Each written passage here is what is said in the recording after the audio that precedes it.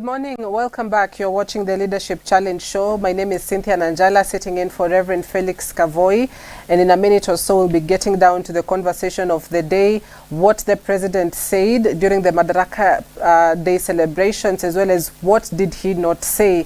And I'll be having this discussion in just a bit. Your feedback is highly welcome. Talk to us on our SMS line 23993. Also join us live on Facebook and on YouTube. Leave us a comment. Tell us where you're watching us from, your thoughts on this discussion. What were you expecting? Were your expectations met? Do you feel he covered largely what affects you as a common mwananchi? As well as 60 years later of self-rule, are we where we are supposed to be?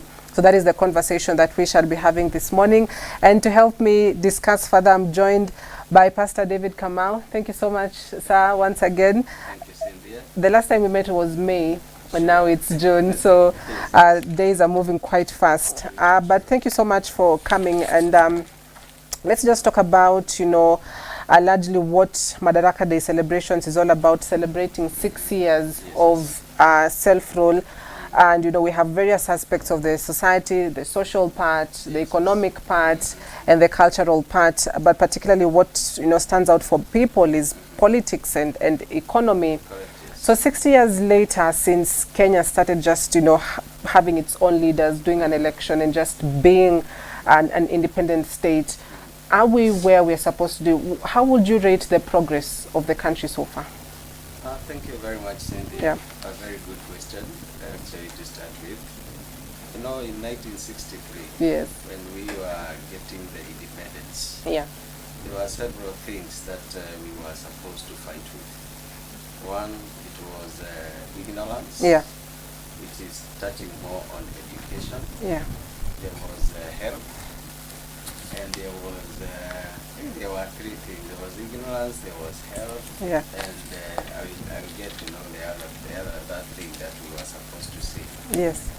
But when you look at where we are right now, I don't really think we are where we are supposed to be. Yeah. Because if you find it's like still we are struggling even in terms of education. Right now we are struggling. Still right now we are struggling with the medical. So when you look at all these things, I think there is a bit of a challenge in terms of where we are. Yeah. But nevertheless, there is a bit of some few milestones, because when you find like education from 2002, Yes. I think there has been quite a lot of changes that we have seen. We have seen free medical, not medical education. Free education. Education, at least the government is able to give subsidies in terms of the education. In terms of the medical, we are able to see what is happening right now. Yeah. But I think there is still a very long way. The ground still we have to cover quite a lot. But have we at least made progress in terms of, these aspects you're saying, cutting off ignorance, the health sector, education sector? I think we would not say 100% we are there. Yeah. I know, but looking at it, still I think we are still struggling in some of these things. But I can see the goodwill in terms of the government, in terms of trying to achieve these kind of things. So Kenya, I think if we remove the bad politics, I think we'll be somewhere better than where we are. Yeah. But I think there has been a lot of politics, and one of the things that if you analyze the 60 years of self-determination, you realize one thing, that in the five, we have had four presidents, and this is the current sitting on fifth president. If you look at them, the growth and the many things that we find that happened in 1978, not 70, the time that Jomo Kenyatta was there, the time that Moi was there, Kibaki was there, Uhuru was there.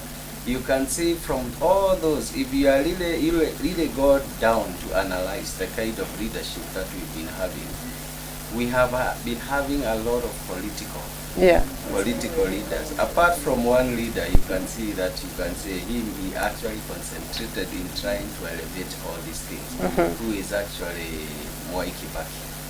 And in fact, if you look at Moi Kibaki, He is the one with Tom Boyer who came up with even the session number 10, yes, which was talking about these things we are talking about, the ignorances. So I think he understood exactly what he needed to do for Kenya. Yeah. And today that's why everybody keeps on talking about him. Yeah. You are talking about education, every other thing. It is actually with the Mwai Kibaki. Yes. Because he changed the politics and he said, first of all, let me be a leader. Instead of politicking, let me actually be able to lead this country, yes, where it's supposed to be. Yes. So I think we lacked, in terms of like 50 years, we lacked in terms of leadership.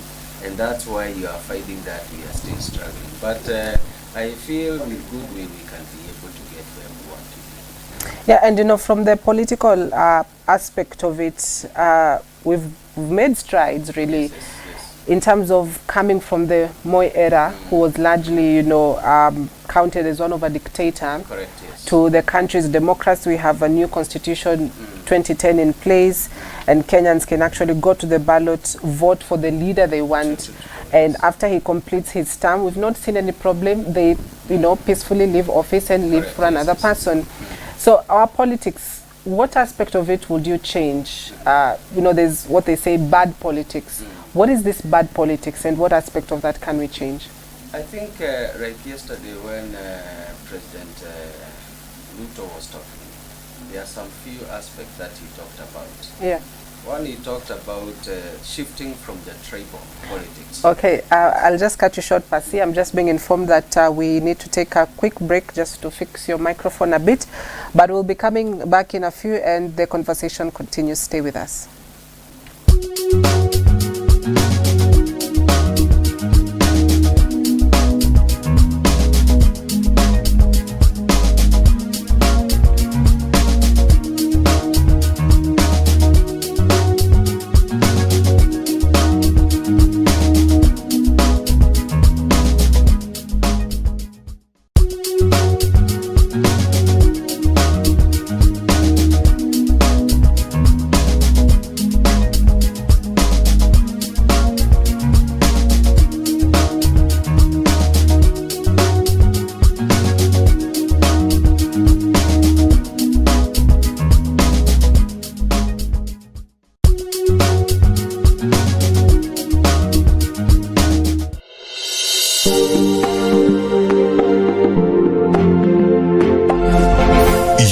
Watching EBN TV, transforming your world. Are you guys ready for me? Where's Alice? Oh, Alice. Yes. So what do we have to?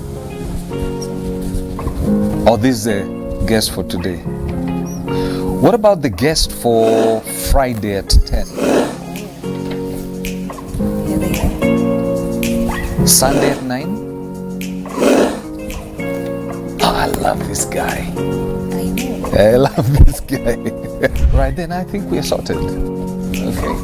I don't know. I always have a problem with ties. Oh, I always have a problem with these ties. Get me another one.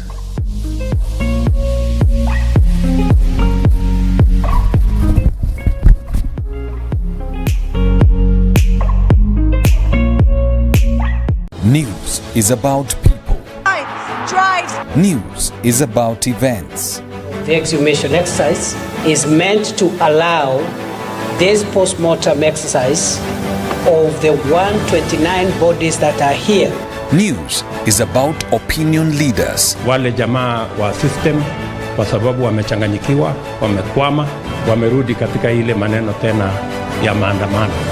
Issues, conversations, ideas, and about you.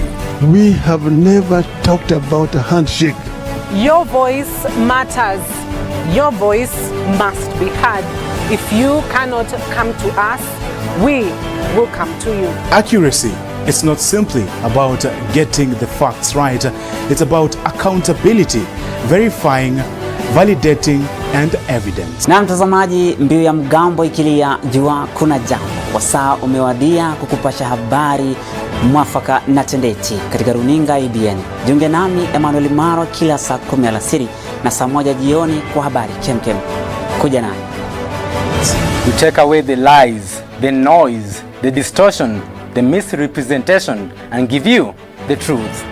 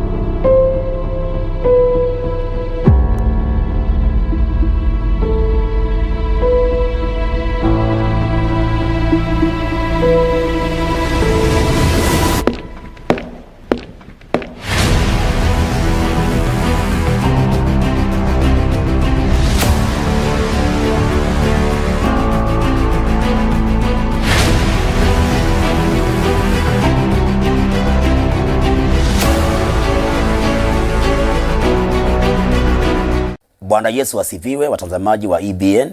Kwa majina naitwa Pastor Julius Mutuko, na nataka kukaribisha kwa kipindi ambacho tutakuwa tukisikiliza neno la Mungu kila siku ya Ijumaa na Jumamosi kuanzia saa 3:30 jioni hadi saa 4:30 kila siku kwa lisali moja, na hivyo tukiangazia true worship ama kuabudu halisi, ambapo tukiangalia Biblia kitabu cha Yohana 4:23-24, Yesu alipokuwa akiongea na mwanamke Msamaria, alimwambia wakati unakuja ambapo watu watamwabudu Baba katika roho na kweli. Kwa maana Baba ni roho, ama Mungu ni roho, na yuwatafuta watu kama hao ili wakamwabudu. So jo nami tukaweze kujua kuabudu halisi ni nini kwa siku hizo. Karibuni nyote in Jesus name. Asanteni.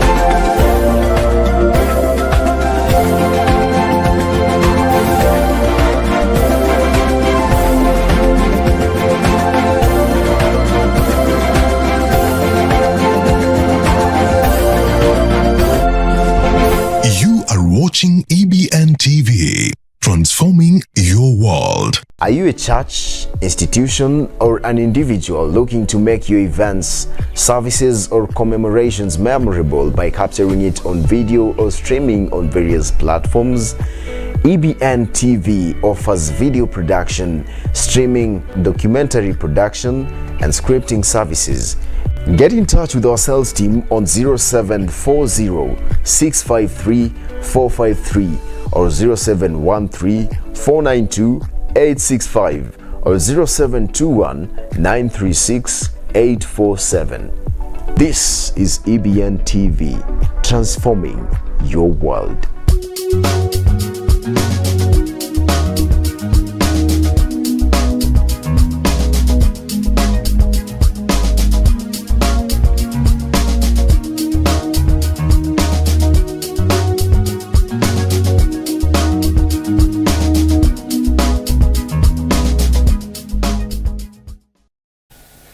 Welcome back. Thank you for staying with us. You're watching the Leadership Challenge show with me, Cynthia Nanjala, and I'm sitting in on behalf of Reverend Felix Kavoy.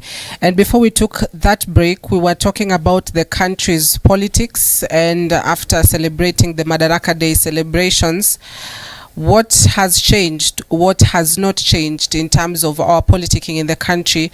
And my guest in studio, Pastor David Kamau, is still with us. So let's push forward now.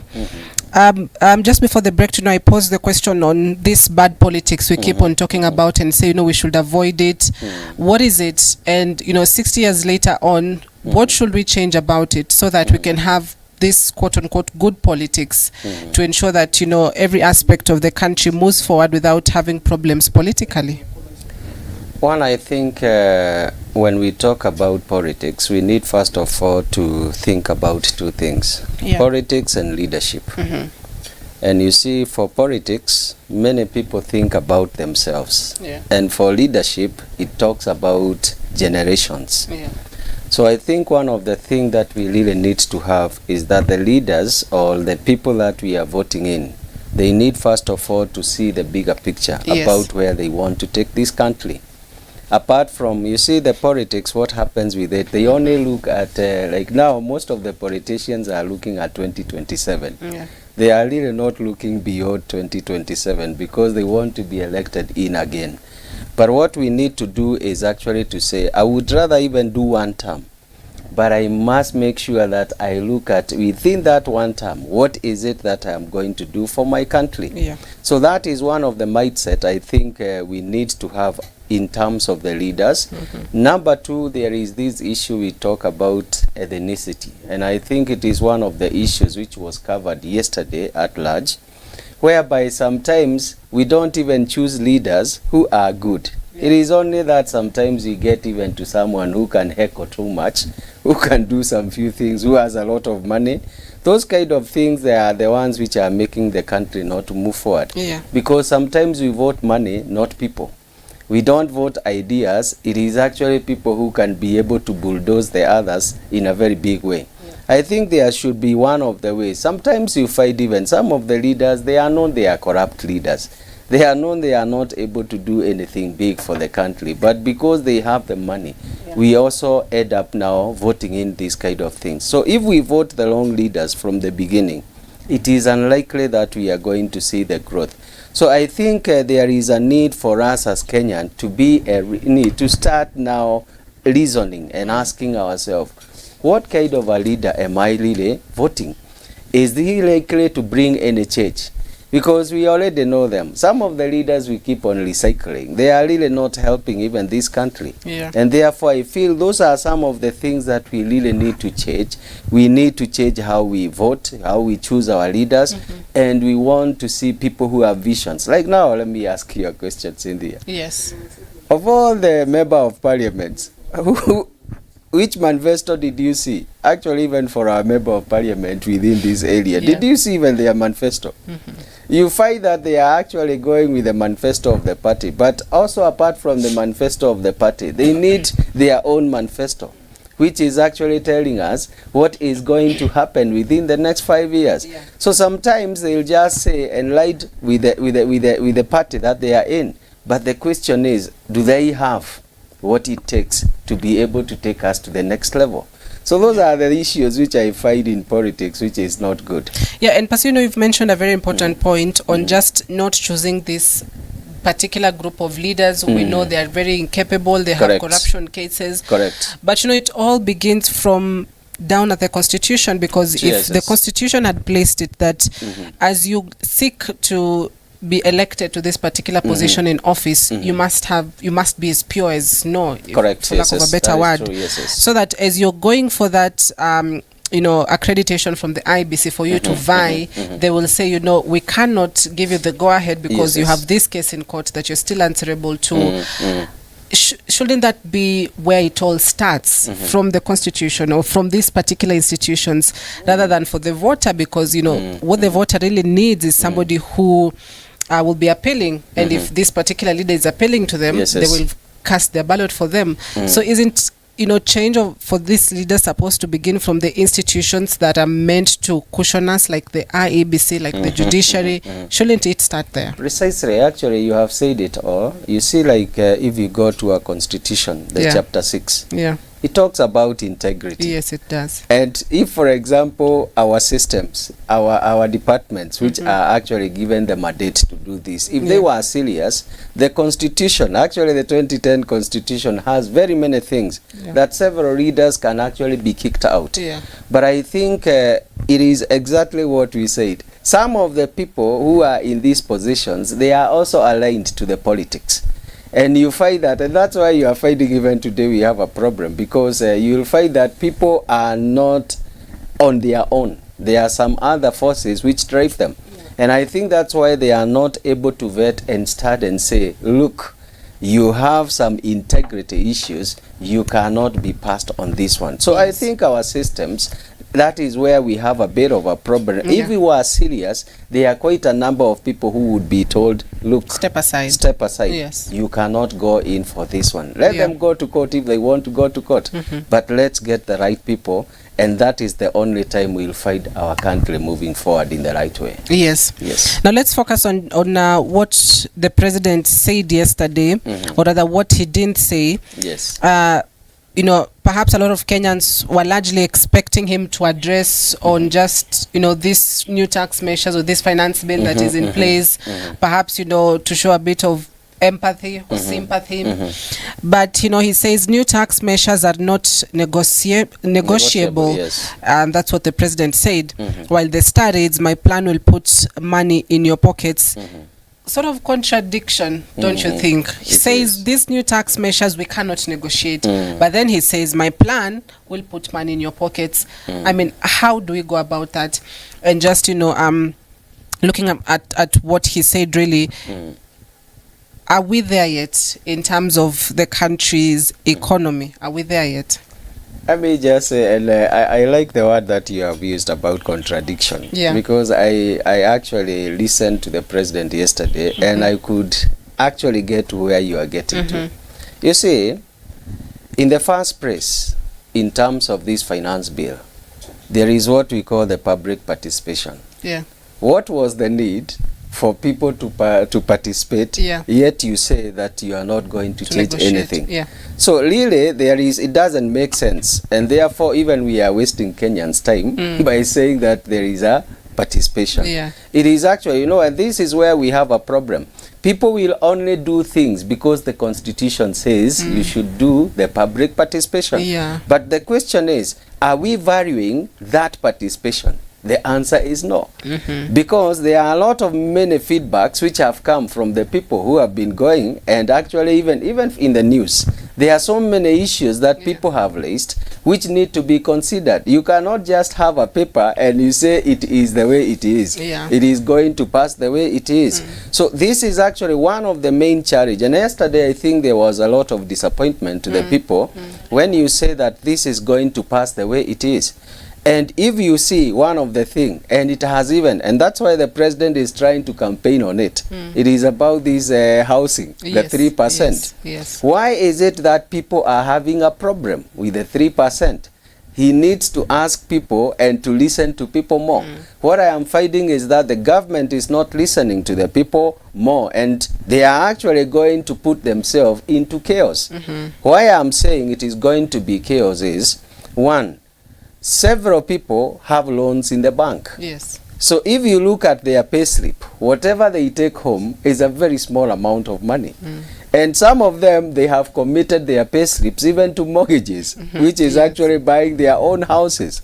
But the question we need to ask ourselves is, are Kenyan looking to own houses, or are they looking for the lights to be in a good place, to live in a good place? Most of the Kenyans, by the way, they may not even have the capacity to own that house. But what they want is for the government to enable them to stay in a good place. Even if they are going to pay rent, they want to stay in a good place where there is water, where there is access in terms of the roads, where there is electricity, healthcare. This is what Kenyans are actually looking for. It is not only ownership. And why I'm saying it is not ownership, today, Cynthia, let's do a small calculation. Yes. And we ask ourselves, for 1 million, if you are going to get an affordable house for 1 million, how many years are you going to take before you complete paying that house? I can tell you, it is not less than 30 years. So today you are saying you are going to get your house when you are actually like 40. So you are saying you will own that house when you are 70 years or so, or even more, 80 years. This kind of ownership is not interesting at all. In the sense that sometimes some of the people may not even have that money, because okay, we are saying about the affordable houses. Yeah. Some of the people, like we are talking about, you'll be paying 2,500. You find some of the people, it is going to be difficult even to raise that 2,500. Another thing is there is a deposit that you are supposed to pay. Even when you are told you have been allocated a house, there is a deposit that you are supposed to pay. So the question we are asking, have they assessed the Kenyan people, the capacity and where they are right now, to be able to see that the Kenyans will be able to own even these houses? Yeah. I can tell you there is something which is not working right, and that's where when Kenyans are talking, the presidency and the ruling party, they really need to listen much, because they may not achieve exactly the goal that they are going for. And this is something that Kenyans have already talked. And you find even the civil servants, what is it that they are saying? They are saying, look, you pass this bill the way it is, the next day we are on the streets. Is this the Kenya that we want? That today it is unpredictable whether you are going to go to work or you are not. Because there are some few things I feel which are fundamental in this finance bill which need to be changed, but the government is not listening.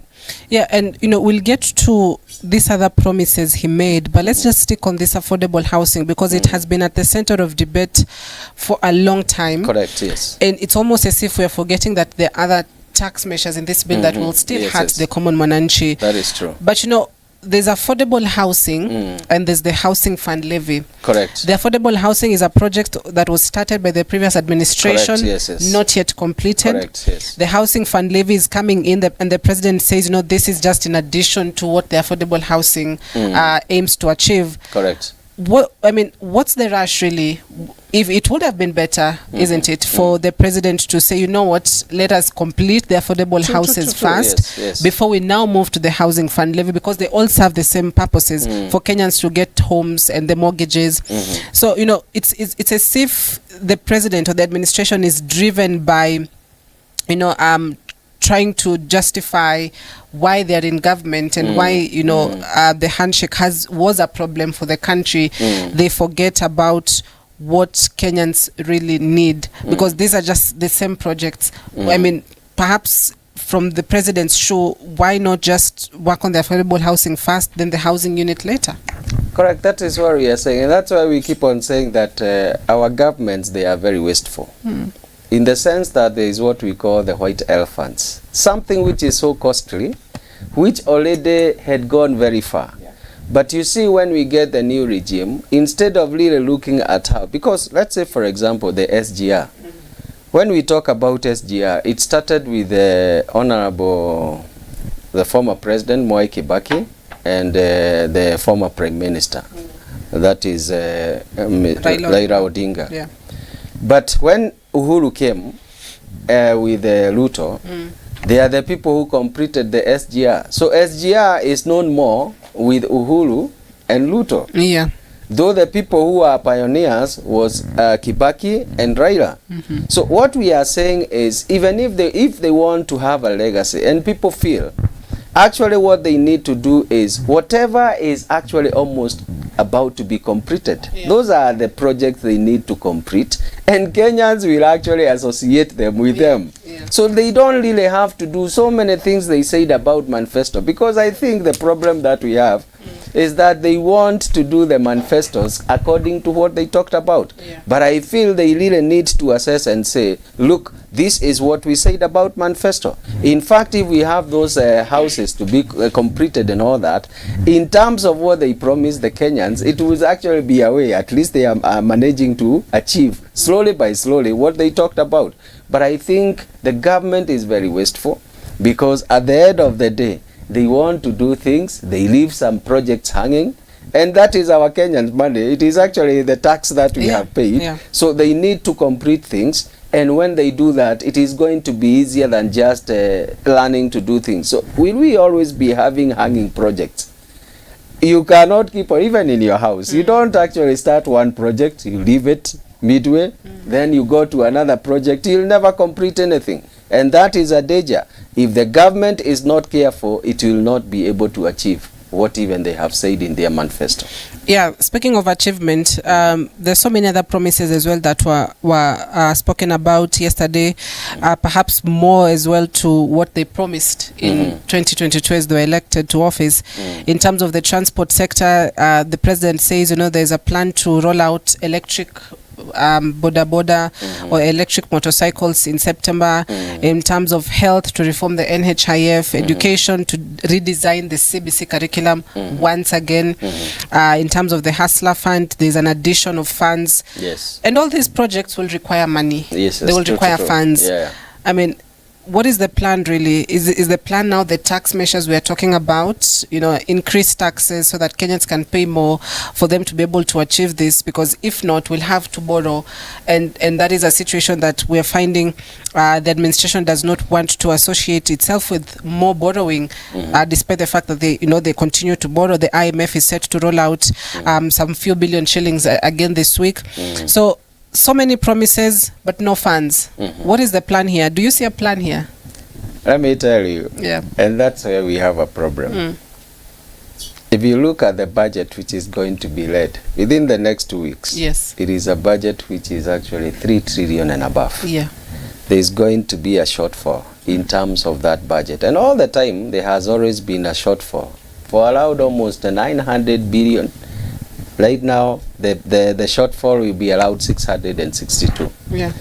What the government is telling you, they are telling you they don't want to borrow. But you know that 662 is going to be borrowed money. What they are doing is 83% of that amount is going to be borrowed locally. Yeah. And also, the interest which we are talking about. Yeah. Then there is 17% which is going to be borrowed externally. Yeah. So what we are saying is, what they are trying to do, you see this tax bill that they are talking about is one of the bill that they want to raise money from. But let me ask you one question. Yeah.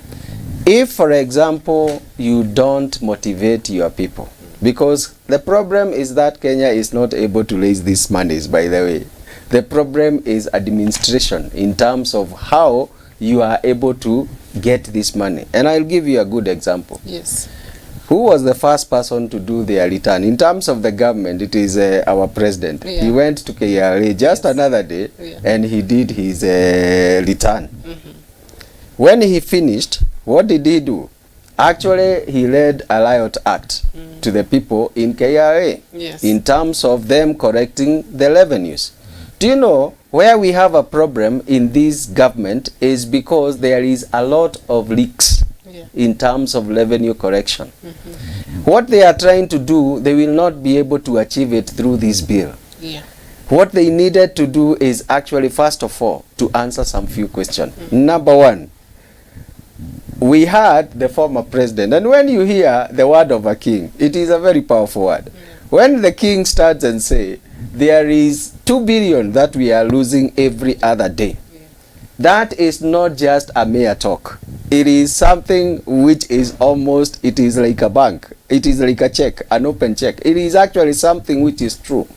So what we are saying is 2 billion is actually being lost every other day.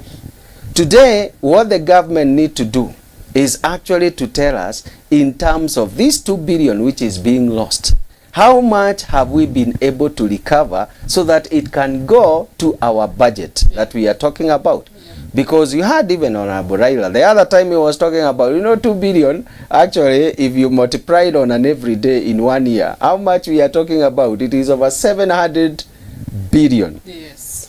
Which is actually the shortfall we are talking about in our budget. Yeah. So why do we have to borrow either internally or externally to cover these kind of shortfalls? If we had systems and these systems are working in this country, we should be able, first of all, to bring back the monies. That is being lost in terms of procurements. It is being lost in terms of, you see, like this pen that you are holding here. Yeah. You sell to me, you'll sell to me at 10 bob.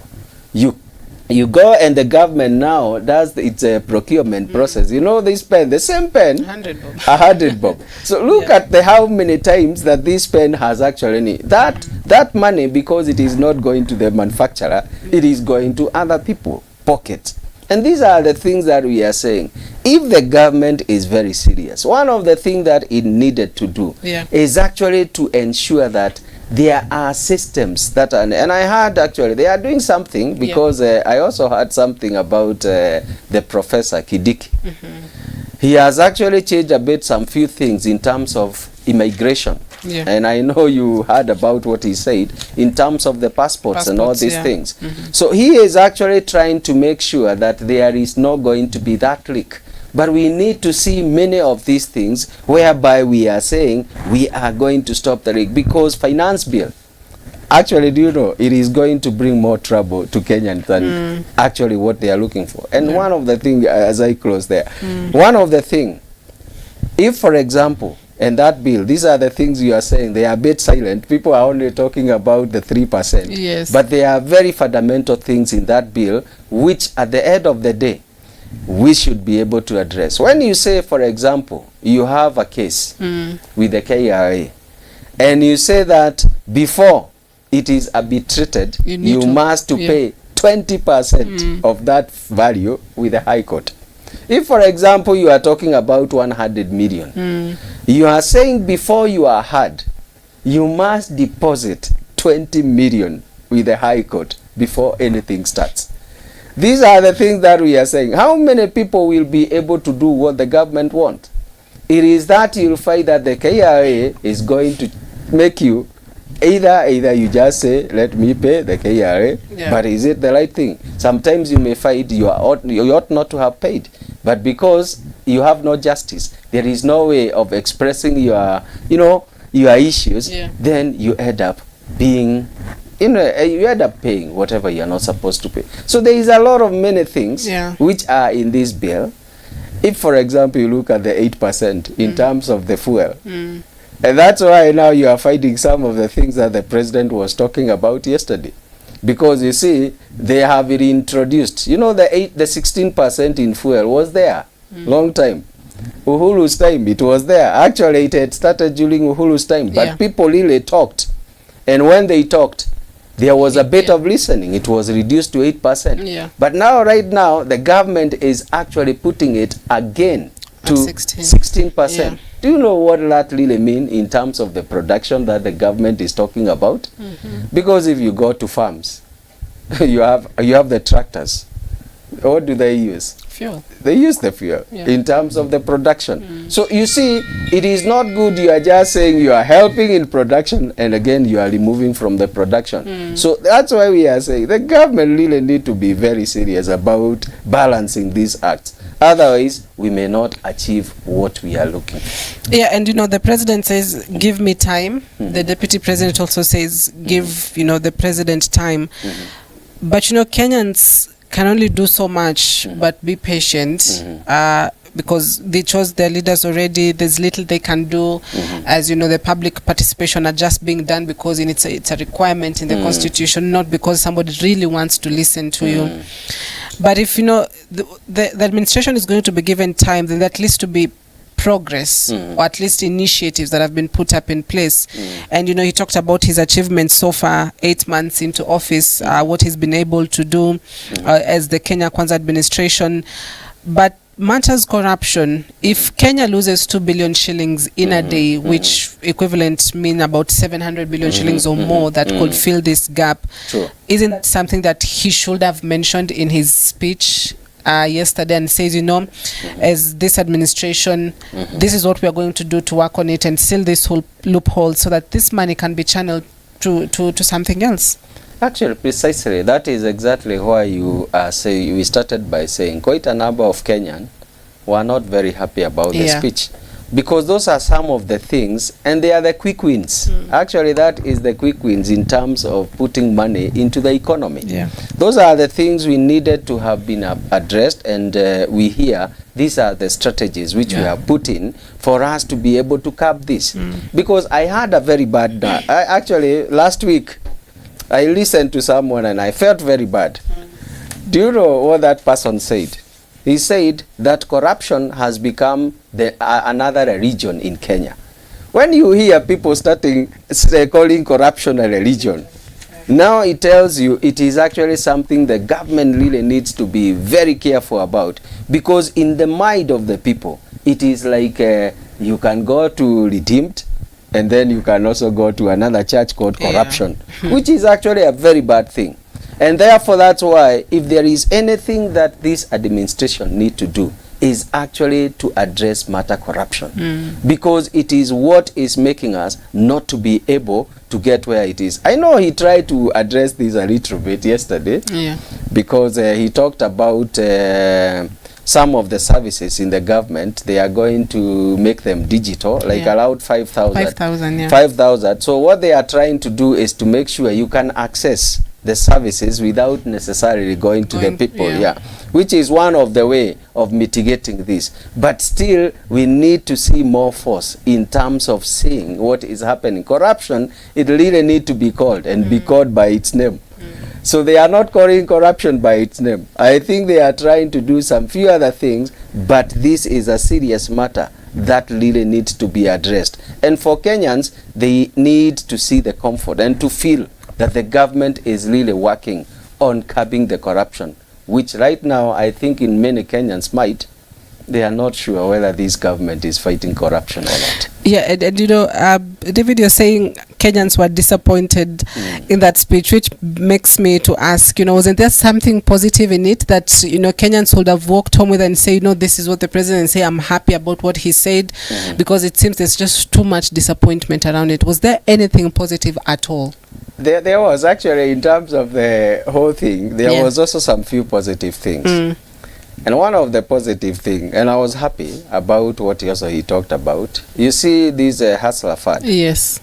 He talked about 30 billion has already been given. So 30 billion is quite a lot of money in terms of getting to circulate in the economy. And he said that out of the 30 billion, almost 19 point something billion has already been paid.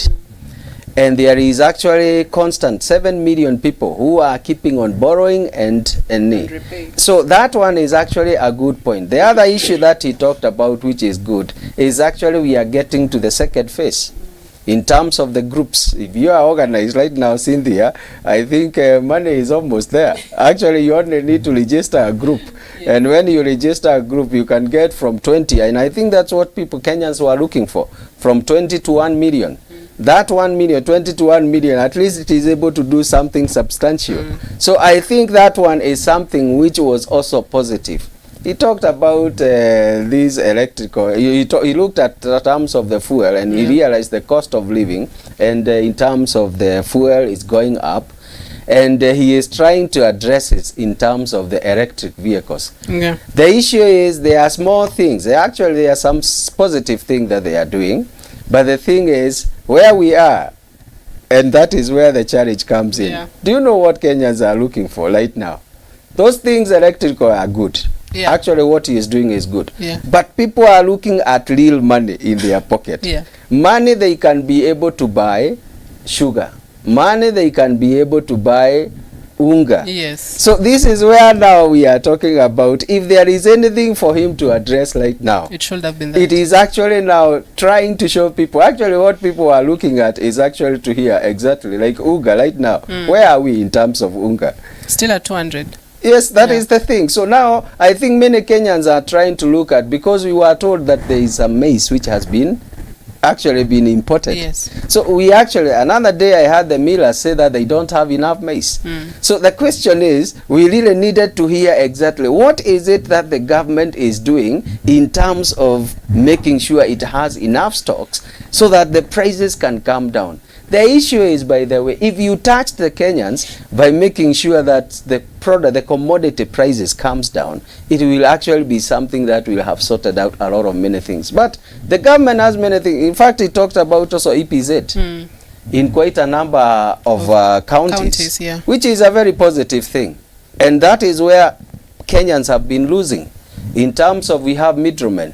You actually grow potatoes, And these potatoes, you actually bring the middlemen. They buy from you at a very low price, only to go and do a value add somewhere. Yeah. And now that becomes, they make a lot of money in that. So with the EPZ in different areas, what will happen is, at the end of the day, the value addition is going to be done within that region.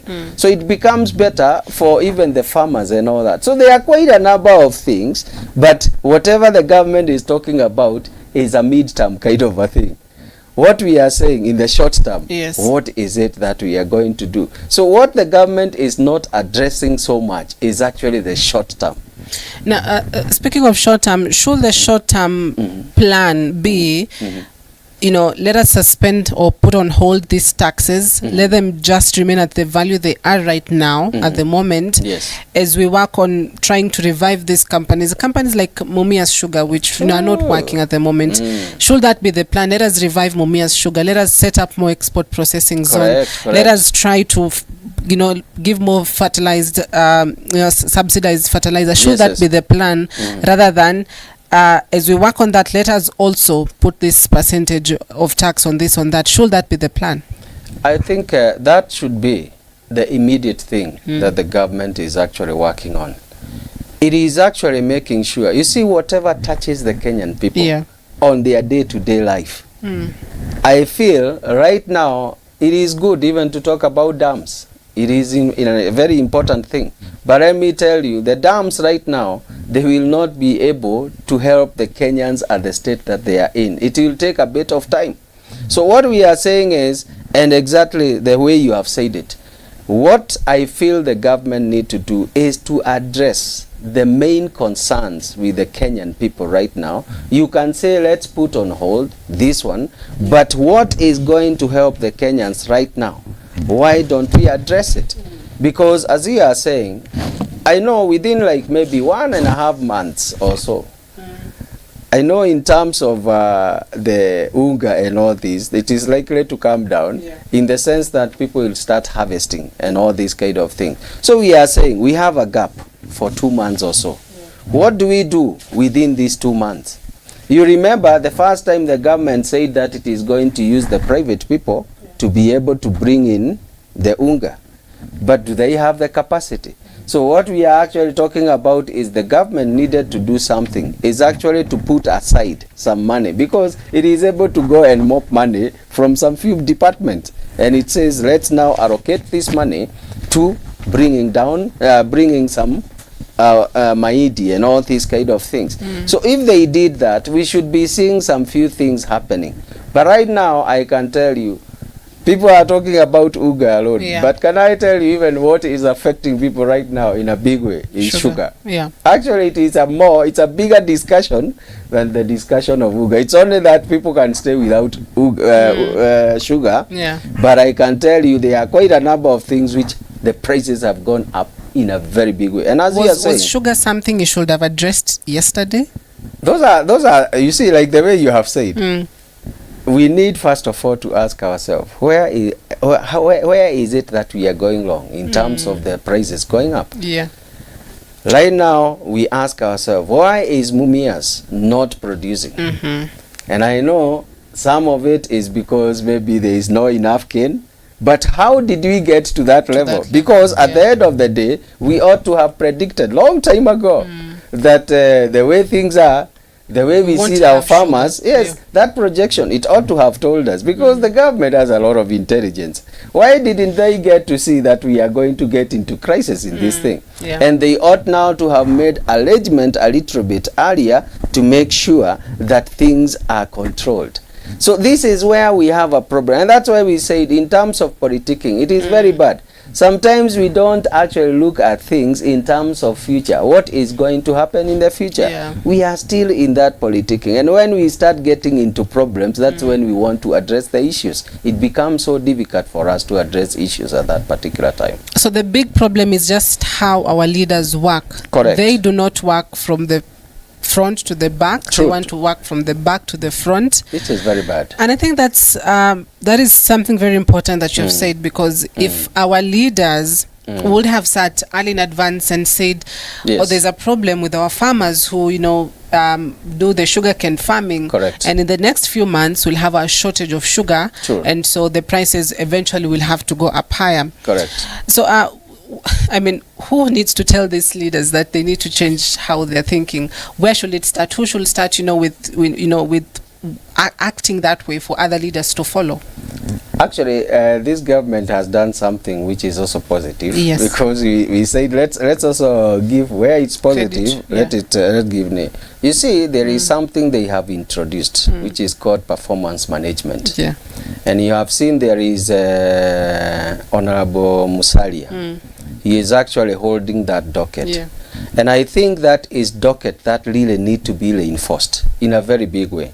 Whereby we sit down and actually give our leaders, the people who are actually like the CSAs and all these, people in the ministry department and all that. Yeah. And we tell them, look here, these are some of the objectives and this is what we want to see. If, for example, you are going to get us into crisis by not actually performing, what they need to do is that the government need to be very serious. Any person who is not working, any person who is not meeting the objectives, they need to be very firm. Whereby, even in any organization, there is what we call PPP, which is actually the plan for, you have to show for some time that you are able to improve your performance. If you are not able to improve your performance, you are given like 60 days and you are told, by the way, bye-bye. You cannot be, you are not good for this and you cannot be able to do. I think the government now needs to get to that level, and I think they have introduced a good thing. The issue is they need to implement it to the letter. So that anybody who is not giving, because you cannot be given like a ministry for education, and then we fight so many issues after 1 year. We are fighting many things which are not working. It tells us there is something which is not working. Or agriculture right now. All these issues that we are talking about is an issue because the government is there for 8 months or something like that. They actually needed to sit down and look at the issues and see this is where Kenya is, because they have the information and they say this is what is happening in this county. It is like Kitale. It's where we get a lot of maize and all this kind of thing. They needed to assess and see, like, even, do you know, like now today the government ought to have statistics about how many tons we are going to expect in August. Yes. Because they already know, it may not be 100%, but they know 1 acre of land, it produces how many tons. And they can see by looking at the crop the way it is. And we can actually tell ourselves, are we going to be out of this issue even in August or not out of this issue? So I think there is a lot of statistics that really needs to go in, backed with a lot of intelligence, which can be able to tell the leaders exactly where we are headed. And I think if we keep on politicking, we are going to lose it, because we will not have enough time to look at the systems and be able to address the issues earlier than later. The shortfalls. Now, there's also something else he was able to talk about, and politics as well, perhaps in reference to the Azimio team who have been calling for the opening of the IBC servers. And yesterday he responded and says, we will not open servers. The election was free and fair. Amid the bipartisan talks which seem to have hit a big snowball. Now, yes, we're talking about self-rule and how far we are in the country in terms of politics and what just the Constitution has been able to give us, and that is democracy, to have parties, political parties, to have fair elections, to have opposition. Is the opposition playing its role enough? 60 years after, the internal role, where we are at, is the opposition doing what it's supposed to do? Well, it is quite unfortunate where we are in Kenya, and that's why I say that we are not yet there. There is a bit of a problem. We expect that the opposition are actually part of helping the Kenya, because the opposition, whether opposition or the ruling party, all of us, we are Kenyan, and that is one of the common thing on all of us. The question is, what we are seeing in the opposition today, it's not what I would really call an opposition. It is actually some few individuals who are interested in power, and I start to be corrected. But I think when I look at many of them, what they are looking for is not actually in terms of taking the Kenya forward. Why is it that I am saying this? It is because right now, any action that you do, you need to ask yourself a question. Is it going to help Wajiko? You are talking about 2027. We will not see the things that we saw in 2022. That is good. There is no issue about it. But do you know there are some Kenyans who are sleeping without a square meal? Do you know there are some parents right now, they are with their children at home because they cannot be able to raise the school fees? So when we find the pronouncement that we are finding from the opposition, telling us that, look, the government, and like the bipartisan talks that you have talked about, do you know why it is actually almost collapsing? It is because there are some letters which have been written by one side, which is actually the Azimio, and they want the other party just to sign. Is it actually the mandate of them to write and for it to be signed like that? It was actually a talk which was supposed to be, you know, when you go for a talk, you agree, sometimes you lose a bit, and then you say, this is what we have agreed upon. But you cannot come to me, Cynthia, we had an issue, and you come and with the letters and you tell me, look, sign here. You know, so those are some of the things which are happening, because at the end of the day, I think they are not doing what they are supposed to be doing, in the sense that Kenya is ailing right now. First of all, we need to ensure that our people who voted for us, because do you know, they voted for Azimio people, they voted for the government people. Yes, yes. So the question is, when Wajiko or Atieno is actually talking, they are asking one question. We voted for you. What is it that you are doing to change our life? Because we didn't vote for you to be an opposition. We voted for you to be a leader who is going to transform where we come from. This time, let me tell you what is happening. The opposition, they are not really doing exactly. And I like, you see, like when the president went to, was it to Western? Was it Western where he went? Busia. He went to Busia. There is one man, and I respect that man. Many people may not respect him, but I respect him a lot. This man, Senator Omotata. Okay, Omotata. Oh, yes. This man, he is principled, and he is actually an example of an opposition that is working. And actually, he was recommended by the president. Do you remember? The president said, I like what you are doing. Though he doesn't want, yes, you are not going to the street. At least utanipeleka kotini, tutapigania huko. Which we are saying, at the end of the day, at least let them make the changes and the difference through the systems which are already there. But making the Kenyans people to be vulnerable, not to be able to work, not to be able to earn, I think it is being irresponsible from my side. And you know, so far the bipartisan talks are not taking place. Azimio says they've suspended them. Kenya Kwanza, on the other hand, you know, also wrote, you know, requesting for a meeting on Tuesday next week in order to iron out some of the differences that arose from that particular meeting.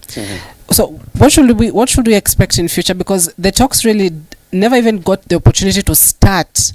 They never really got to sit down and talk about the issues. It's always about, you know, who is in the team. We don't want that person in the team. It's always about, we don't want that agenda. We can't talk about that agenda. It seems as if it just never, that the journey never started in terms of the bipartisan talk. So what should we expect in future? You know, Cynthia, there is actually one verse in the Bible that says, it is the book of Amos. How can two walk together unless they are one? Yes. It is very difficult for people to have a discussion if there is no goodwill. There must be a common board. Even in any discussion.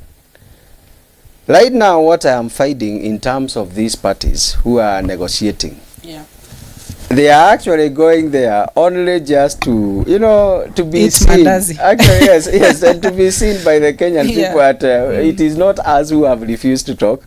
It is these people. You know, they are not going there with that kind of a goodwill. And let me say, if you don't have a goodwill in whatever you are doing, at the end of the day, there is going to be trouble. And what you are saying, and it is very correct. Yeah. Those talks have never started, in the sense that what we see every day is actually reasons for them not to continue. Because can I give you a good example? Yes. When they were talking, I looked at Otiede Omoro, and he said one thing, that look, if you don't agree to this, we have an option. When you actually start bringing those options, even before you have actually crystallized, sabotaged everything. Your discussion, really what you are saying, here for us, it is either you do what we want, or if you don't do, we are on the streets. And I think that is the kind of a thing that is not good. So this kind of a discussion, unless these people come together and they put Kenya first, because right now they are not putting Kenya first. What they are putting first is Kenya Kwanza agendas. What they are putting first is Azimio agenda. Yeah. So that is a bad state to be in. Can we honor this country, Kenya, and we see a bigger picture about Kenya than just our own self-interest? Because what I find is more of self-interest than really looking at Kenya and seeing what is it that we can do to change this country. Yeah. So as we wrap up these conversations, and you know, the basis really has been where we are now as a country, and just 60 years after in self-rule, and just being able to have our leaders. We've had now 5 presidents with of course President William Ruto now in place. You have had the opportunity, perhaps more than me, to witness more presidents. What has been, you know, really that common agenda amongst all these presidents as the years has, you know, moved by, from William Ruto to Uhuru Kenyatta to the late Moi Kibaki, the late Moi? What has been that common ground? Well, I think there is that paper that we talked about. 1965. Yes. That session paper 10. It is a very good paper. Actually, you need to look at it. It will tell you very many things. And that's why the 3 major things that we started by talking. There is poverty, there is disease, and ignorance. Those were actually the first 3 things that actually, even today, you'll keep on hearing them talk about the 3 things. We wanted to get out of poverty. You know why? Because the people who had colonized us, they had ensured that we are going to stick in poverty for a very long time. So one of the agenda that was there, and it has been there with all the presidencies, the only thing is how do you get out of this poverty? That is why we get long in terms of changing the Kenyan. I can tell you, from the time we got independence, there was quite a lot of growth. Do you know why people actually, in terms of the Jomo Kenyatta that time, you know, it was actually that particular time there was nothing much that was happening. So when we got independence, there was a lot of growth. Actually, if you look at the growth, there was a lot of growth in many sectors. Agriculture, all these kind of things. Education. It started actually going like that. When we get to the Moi's time, that is the time that things started now to people. You see, like the issues you are talking about, corruption and all those things, is the time we started seeing them in reality. Whereby I can tell you, the roads, during those 24 years, there were no roads. It was actually a terrible situation. There are some few good things that he did, actually, in terms of maziwa ya Nyayo. I remember that time, at least he could feed us with maziwa. Some of us, we were very happy with maziwa ya Nyayo at that particular time. But I am telling you, there are quite a number of issues which were not actually moving on in the right direction, in the right dimension.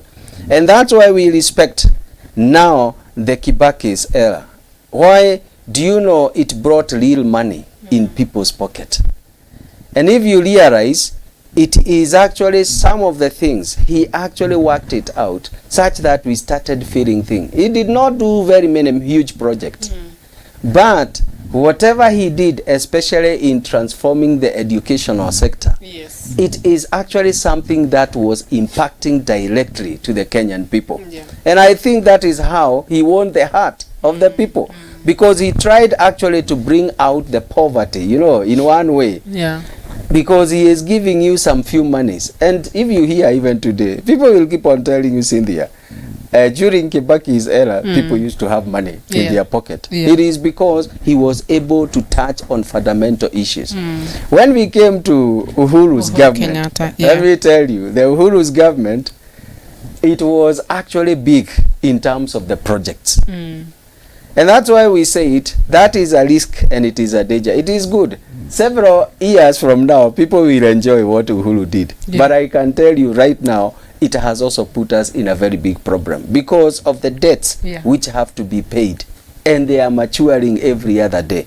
So you find our country right now, even what we are collecting in terms of taxes is going to pay debts, which is not a good thing. And therefore, this is actually something that we are saying they were working towards elevating poverty, but they have not need. When you find like now the Ruto's presidency, he is talking about this medical and all these things. So it is also, if you look at that, the foundations actually, they are talking about the same. It is poverty, it is medical, it is education, all those kind of things. So it's actually the way they are going to do it. But I think there has been a lot that they have tried to do. Actually, we would not really say Kenya is actually in a very bad place compared to other people.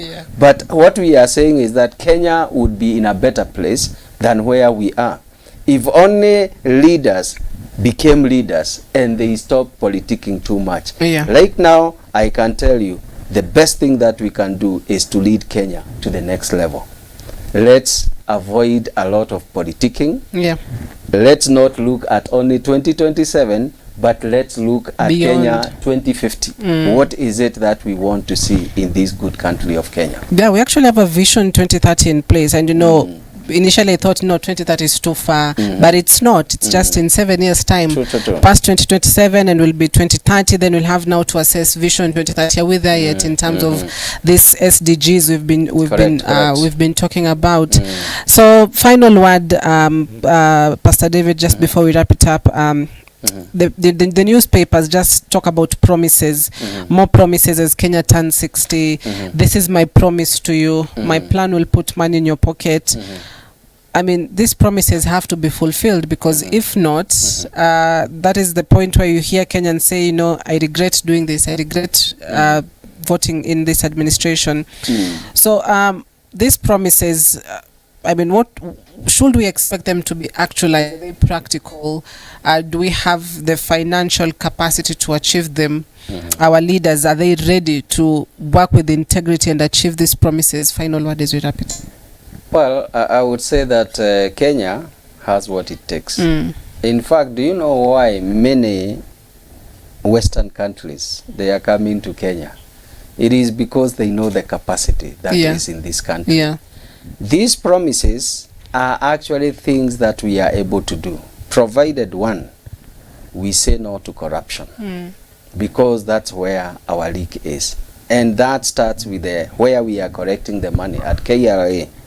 That's one of the areas that you find that if we can say no to this kind of corruption deals, there is a lot of money that can get into what the promises that we are talking about. Number two, it is because, you see, we have the minerals, we have, Kenya, we say it is agricultural country. I think we need to go big in terms of producing, which is one of the things that the government is talking about. We need to be able to produce, because some of the things that we are facing today is actually hunger. I can tell you Kenya should not be counted among the countries that are not able to feed their people. Because we have many Arab lads which are sitting idle. And therefore what we need to do, you see, like now we had heavy rains. Did we harvest any water? It rained? Good question. Yes. So you see, what we are saying is, if we harvested, if we had a plan, and this is where we are saying, sometimes we go wrong. Because there are some regions right now, they would actually be able to produce food throughout. If, for example, we are able to harvest this water, Yeah. we would be saying even tomorrow, after we harvest, we will still be able to plant again. So we need a cycle whereby we are able to keep on producing every other time. Yes. By doing all these things, I can tell you, Kenya, some of these promises are not Are actual. they are very actually capable. things. You see, Yeah. like now when we talk about like electric vehicles, it is not actually the government even to buy. It is the private people. And actually what the shilling is actually more stronger when it is in the hands of the private people than when it is in the hand of the public, of the government. So what we are saying is, let the government enable the private people to be able to drive the economy of this country. By doing that, the government is going to find itself, it is able to fulfill its promises at ease. So I think there is the capacity, we can be able to get them. They may not just be promises, but the question is, are we going to say, this is the things that we must do, and we stick on them? But I feel the major elephant in the room is corruption. Yes. Let's fight corruption. If we fight the corruption, I can tell you more than 30% of the promises would already be able to achieve them. All right. Thank you so much, Pastor David Kamau, for your time this morning. The discussion has been on the Madaraka Day speech, and of course largely what Madaraka Day is all about, 60 years of self-rule. We've been able to at least cover, have we been able to move economically, politically and socially as well, perhaps culturally as well, from the 1960s to where we are at this point. So that is why we want to wrap it up. Thank you so much for your valuable company. I hope you're up to date with what is making headlines on the local dailies, and we hope that the conversation has been impactful. My name is Cynthia Nanjala. You have been watching the Leadership Challenge show. We've been addressing the state of the nation. Until next time, have yourselves a fantastic morning.